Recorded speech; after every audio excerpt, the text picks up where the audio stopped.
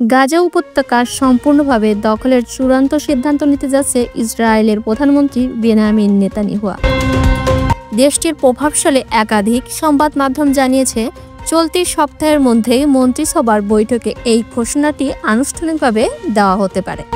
এ পদক্ষেপে অংশ হিসেবে গাজার আরও ব্যাপক সামরিক অভিযানের নির্দেশ দেওয়া হবে বলে ধারণা করা হচ্ছে। প্রতিবেদনে উল্লেখ করা হয়েছে, এই সিদ্ধান্তের ফলে গাজায় বন্দী থাকা ইসরায়েলি জিম্মিদের জীবন আরও ঝুঁকিপূর্ণ হয়ে উঠতে পারে। যদিও জিম্মিদের নিরাপত্তা দীর্ঘদিন ধরে আলোচনার কেন্দ্রবিন্দু ছিল, তথাপি নেতানিয়াহু এই পদক্ষেপ সেই নিরাপত্তাকে উপেক্ষা করেই নেওয়া হচ্ছে বলে মনে করছেন বিশ্লেষকরা। তবে ইসরায়েলি সেনাবাহিনী IDF এর ভিতর থেকে উঠে এসেছে তীব্র বিরোধিতা। প্রতিরক্ষা সংশ্লিষ্ট একাধিক কর্মকর্তা মনে করছেন, গাজা পুরোপুরি দখল করা মানে একটি দীর্ঘমেয়াদী এবং জটিল সংকটের সূচনা, যার পরিণতি হতে পারে ভয়াবহ।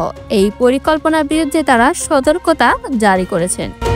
এদিকে ইসরায়েলি এই সিদ্ধান্তের কঠোর সমালোচনা করেছে ফিলিস্তিনের পররাষ্ট্র মন্ত্রণালয়।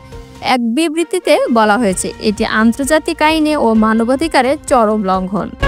গাজার উপর পূর্ণ দখল প্রতিষ্ঠার যে কোনো প্রয়াস শুধুমাত্র মানবিক বিপর্যয়কেই ত্বরান্বিত করবে। আপনারা দেখছেন আন্তর্জাতিক সংবাদ, সঙ্গে আছে আমি আয়েশা সিদ্দিকা, ডিবিজি নিউজ ভিডিও।